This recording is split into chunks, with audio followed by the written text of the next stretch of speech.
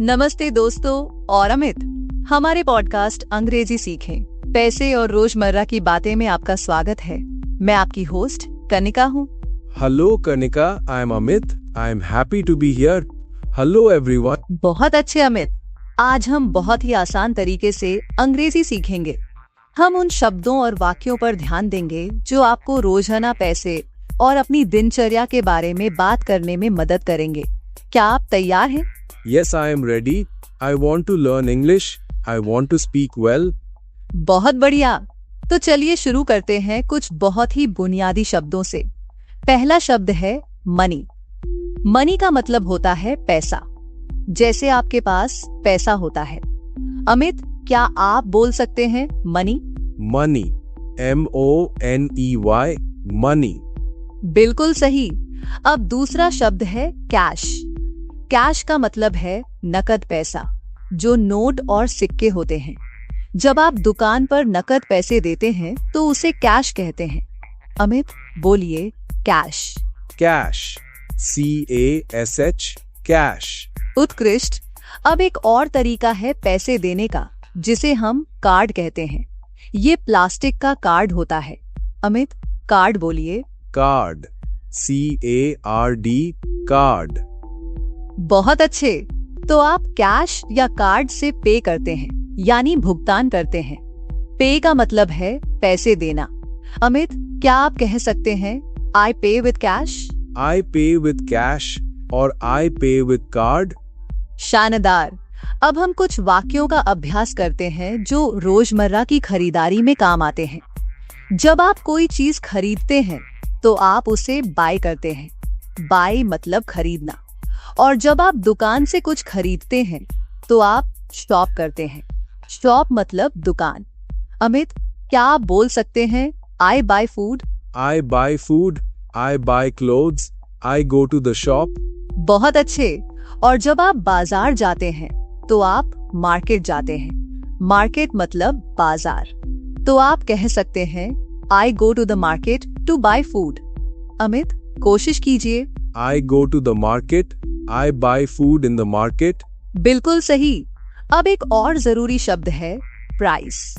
Price का मतलब है कीमत, किसी भी चीज की कीमत। आप पूछ सकते हैं what is the price? Amit, दोहराइए, what is the price? What is the price? The price is high. The price is low. बहुत खूब। अब हम कुछ छोटे छोटे संवाद का अभ्यास करते हैं। मैं आपसे कुछ पूछूंगी और आप जवाब देंगे। मान लीजिए आप एक दुकान पर हैं। मैं पूछती हूँ do you have money? Yes, I have money. I have cash. बहुत अच्छे। अब मैं पूछती हूँ डू यू पे विद कैश और card? I pay with card. It is easy. बिल्कुल सही। तो हमने सीखा मनी, कैश, कार्ड, पे, बाय, शॉप, मार्केट और प्राइस। दोस्तों, आप भी अमित के साथ इन शब्दों का अभ्यास करते रहें। अब हम बात करते हैं दो बहुत जरूरी कार्ड्स के बारे में, डेबिट कार्ड और क्रेडिट कार्ड। अमित, क्या आपने इनके बारे में सुना है? Yes, I heard debit card and credit card, but I don't know the difference. कोई बात नहीं, मैं समझाती हूँ। ये बहुत आसान है। डेबिट कार्ड का मतलब है जब आप ये कार्ड इस्तेमाल करते हैं तो पैसे सीधे आपके बैंक खाते से कट जाते हैं। यह आपका अपना पैसा होता है जो बैंक में जमा है। आपका पैसा, आपकी खरीदारी। अमित, क्या आप समझ रहे हैं? My money from my bank account. I use debit card. बिल्कुल सही। आप अपने ही पैसे खर्च करते हैं। अब बात करते हैं क्रेडिट कार्ड की। क्रेडिट कार्ड में बैंक आपको पैसे उधार देता है। आप बैंक के पैसे से खरीदारी करते हैं और बाद में आपको वह पैसा बैंक को वापस करना होता है एक निश्चित समय के बाद। ये बैंक का पैसा है जो आप बाद में चुकाते हैं। अमित, क्रेडिट कार्ड क्या है? Bank money. I use it. I pay back later. This is credit card. बिल्कुल सटीक। तो मुख्य अंतर ये है, डेबिट कार्ड आपका पैसा, क्रेडिट कार्ड बैंक का पैसा जिसे आपको वापस करना है। क्या आप इन दोनों शब्दों का अभ्यास कर सकते हैं, डेबिट कार्ड और credit card? Debit card, credit card. I have a debit card. I use my money. बहुत बढ़िया। अब हम बैंक खातों के बारे में बात करते हैं।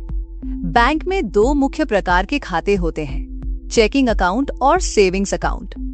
चेकिंग अकाउंट वो खाता है जिसका उपयोग आप रोजमर्रा के खर्चों के लिए करते हैं। आप इससे आसानी से पैसे निकाल सकते हैं, भर सकते हैं, खरीदारी कर सकते हैं। अमित, क्या आप चेकिंग अकाउंट बोल सकते हैं? Checking account for daily money, for daily use. बिल्कुल। अब है सेविंग्स अकाउंट। सेविंग्स अकाउंट वो खाता है जहां आप पैसे बचाकर रखते हैं। ये पैसे जमा करने के लिए होता है ताकि वे सुरक्षित रहें और धीरे धीरे बढ़ें। आप इसमें से पैसे रोजमर्रा खर्च करने के लिए नहीं निकालते, बल्कि भविष्य के लिए बचाते हैं। अमित, सेविंग्स अकाउंट क्या है? Savings account for saving money, for future, money stays safe. उत्कृष्ट।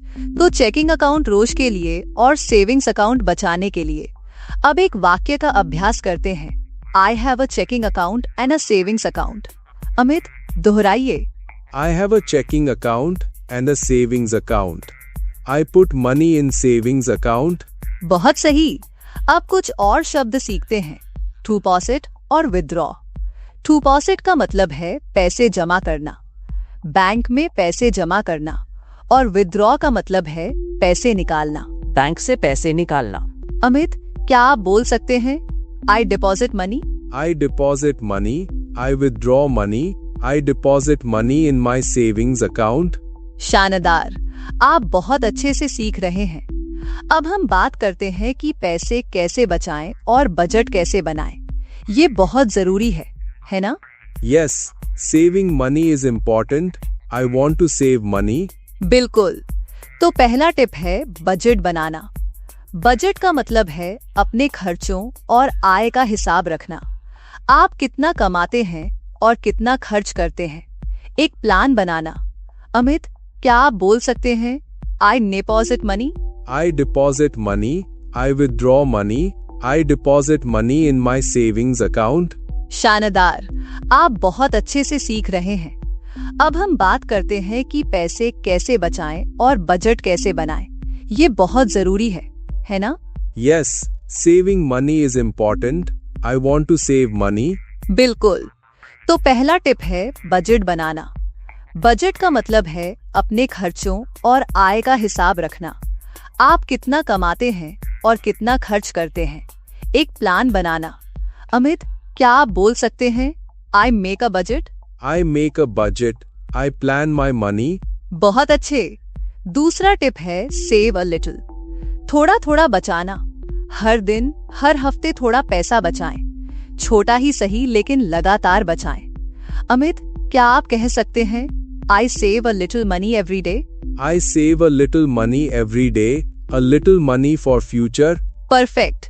तीसरा टिप है avoid impulse buying. Impulse buying का मतलब है बिना सोचे समझे कोई चीज खरीद लेना, बस इसलिए कि वह अच्छी लग रही है, जब आपको उसकी जरूरत न हो तब भी।